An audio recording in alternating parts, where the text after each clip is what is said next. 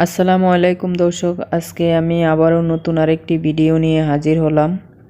তো আজকে আমি আপনাদের সাথে শেয়ার করব উলকপি দিয়ে চিংড়ি মাছ রান্না। তো এই জন্য নিয়েছি উলকপি, সাইজ করে কেটে নিয়েছি, আর সাথে আছে পেঁয়াজ, কাঁচামরিচ কুচি, ধনেপাতা। শুরুতেই বলে নিচ্ছি, চ্যানেলে নতুন হয়ে থাকলে অবশ্যই চ্যানেলটিকে সাবস্ক্রাইব করে নেবেন, আর ভিডিও শুরুতে একটি লাইক দিয়ে সঙ্গেই থাকুন। তো চলে যাচ্ছি রান্নার কাজে। তো দেখতে পাচ্ছেন চুলায় আমি একটি প্যান বসিয়ে দিয়েছি। তো প্যান গরম হয়ে গেছে, এবার আমি দিয়ে দিচ্ছি সরিষার তেল। তো আমি সরিষার তেল দিয়ে রান্না করব। তো প্রথমে আমি চিংড়ি মাছগুলো ভেজে নেব। তো দিয়ে দিচ্ছি চিংড়ি মাছ। তো আমি আগে থেকে ভালোভাবে চিংড়ি মাছগুলো ধুয়ে নিয়েছি। তো এবার চিংড়ি মাছ দিয়ে দিলাম। তো এবার আমি নেড়েচেড়ে চিংড়ি মাছগুলো তো হালকা করে ভেজে নেব।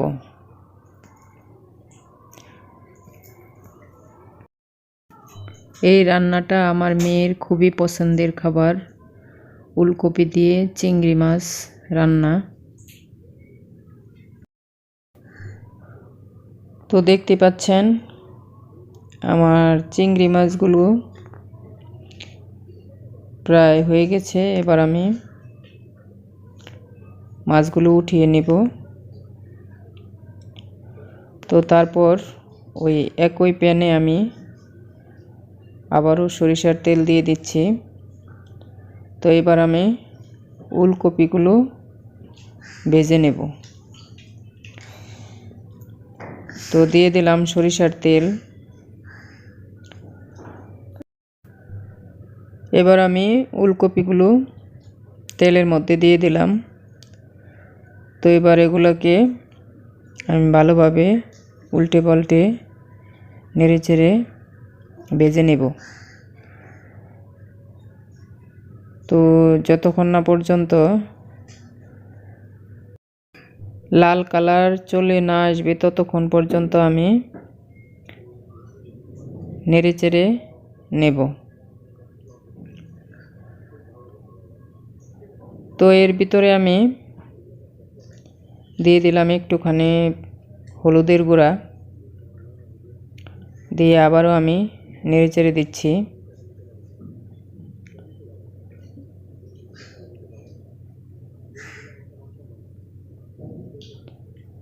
তো দেখতে পাচ্ছেন কালারটা চেঞ্জ হয়ে এসেছে। তো এবার এগুলোকে আমি উঠিয়ে নিচ্ছি।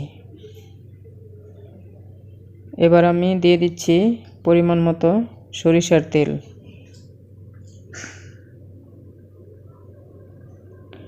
তো সরিষার তেল গরম হয়ে আসলে আমি দিয়ে দিচ্ছি অল্প পরিমাণ আস্ত জিরা।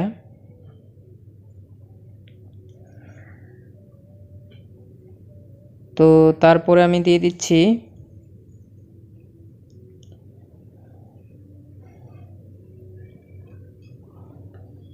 পেঁয়াজ, কাঁচামরিচ কুচি। এগুলোকে আমি একটুখানি ভেজে নেব।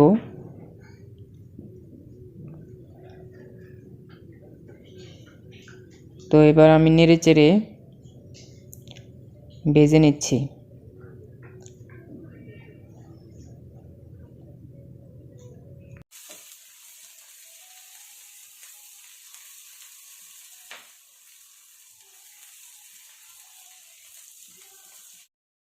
তারপর আমি দিয়ে দিচ্ছি আদা রসুন বাটা।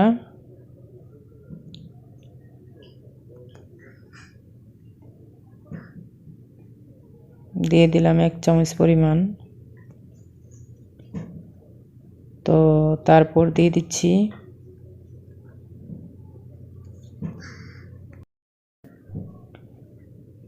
দিচ্ছি অল্প পরিমাণ জিরা বাটা।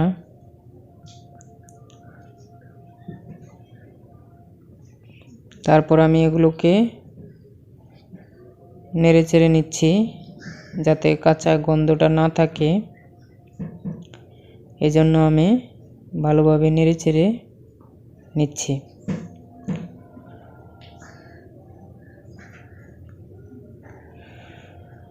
তো এবার আমি দিয়ে দিচ্ছি গুঁড়া মশলা, মানে প্রথমে দিয়ে দিচ্ছি মরিচের গুঁড়া, তারপর দিয়ে দিচ্ছি হলুদের গুঁড়া, তারপর দিয়ে দিচ্ছি পরিমাণ মতো হলুদের গুঁড়া।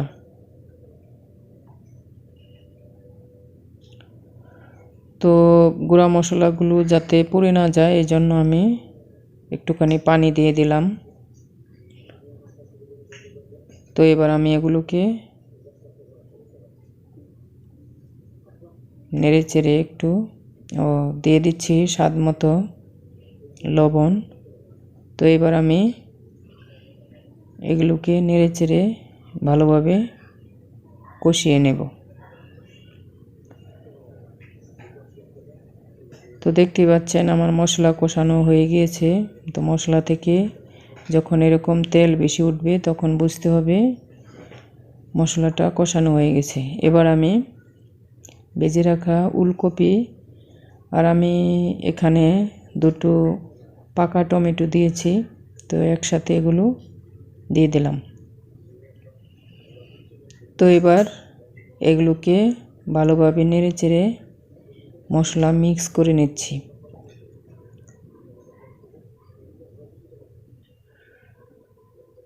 তো এগুলোকে আমি ভালোভাবে কষিয়ে নেব।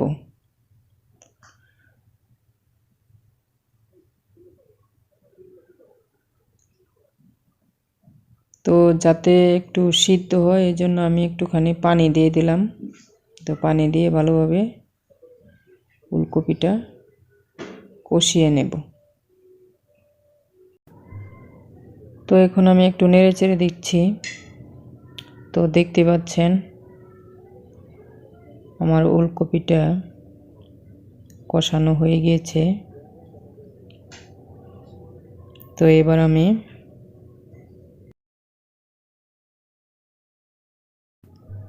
পরিমাণ মতো ঝোল দিয়ে দিচ্ছি। তো আমি পানিটা গরম করে নিয়েছি, তো গরম পানি দিয়ে দিলাম পরিমাণ মতো। তো এবার আমি ঢাকনা দিয়ে ঢেকে দেব। তো দেখতে পাচ্ছেন ঝোল ফুটে উঠেছে। তো এবার আমি চিংড়ি মাছগুলো দিয়ে দিলাম।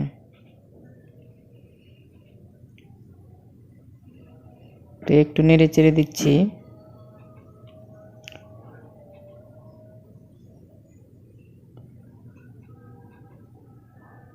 তো আমি চুলার আঁচটা একেবারে কমিয়ে দিয়েছি যাতে একটু সিদ্ধ হয় ভালোভাবে। তো আমার রান্না প্রায় শেষের দিকে। এবার আমি দিয়ে দিলাম ধনিয়া পাতা কুচি।